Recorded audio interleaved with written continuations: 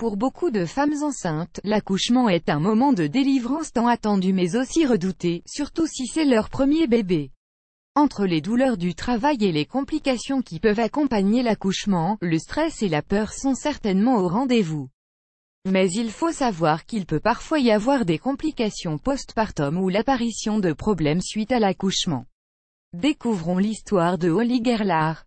Advertisement play current time minuit, duration time minuit remaining time minuit stream type live loaded, 0% progress, 0% minuit full screen minuit mute et playback rate 1 subtitles of captions caption of chapters raters undefined. La dépression postpartum est la complication après accouchement la plus connue.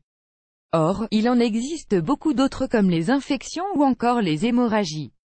Parfois, on peut observer l'apparition de troubles de la santé, non liés à l'accouchement, mais qui altèrent la qualité de vie des patientes et les empêchent de prendre soin de leur nouveau-né comme il le faut.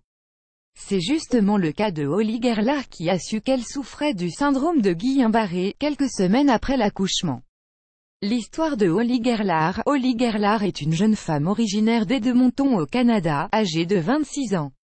Devenir maman était son plus grand rêve depuis son enfance et elle l'a réalisé. Holly a donné naissance à son premier bébé et l'accouchement s'est très bien passé, sans aucune complication.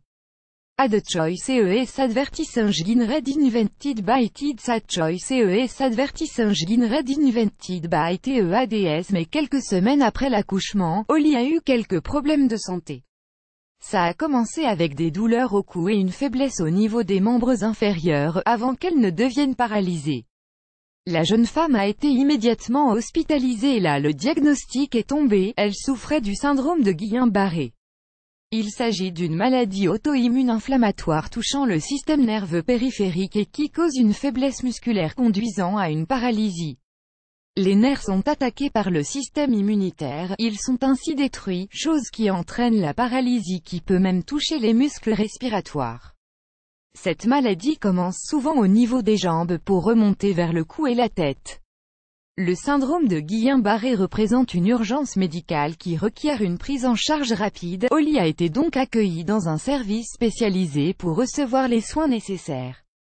Quand une infirmière s'est penchée pour lui parler, Holly lui a dit qu'elle souffrait beaucoup.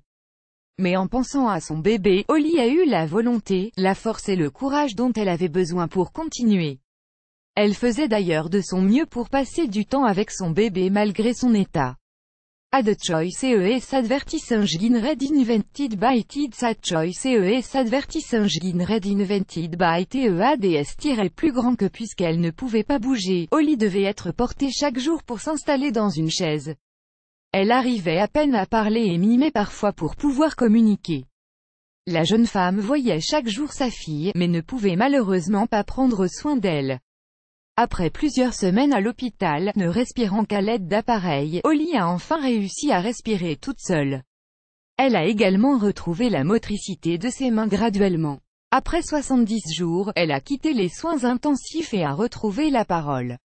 Ad choice ES advertising read invented by Tids Ad choice ES advertising read invented by TEADS. Jour après jour, Holly reprenait ses forces et durant son 78e jour, elle a commencé la physiothérapie. Elle faisait des exercices pour travailler les muscles des jambes. Et après 3 mois, elle a pu se mettre debout pour la première fois. Elle a aussi intégré des exercices pour le haut du corps dans ses séances. Après plusieurs séances, elle a enfin été capable de prendre sa fille dans ses bras. Holly a repris graduellement la motricité de ses jambes, puisqu'elle les travaillait 2 fois par jour. Elle a fait ses premiers pas pendant son 94e jour. Au début, elle avait besoin de l'aide des infirmières pour pouvoir marcher, mais petit à petit, elle y est arrivée toute seule. Après 126 jours, Holly a enfin pu retourner chez elle. Elle a appris à tout faire toute seule, se brosser les dents, brosser ses cheveux, manger et marcher, mais ce n'est pas tout. 1 an après, Holly se portait beaucoup mieux. Grâce à sa volonté, elle a pu dépasser cette maladie et mène aujourd'hui une vie normale. Cette jeune femme a eu la chance d'être entourée par sa famille et par une équipe de professionnels compétents qui l'ont prise en charge. L'histoire de Holly est une réelle source d'inspiration.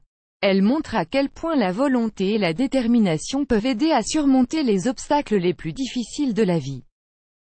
plus grand que plus grand que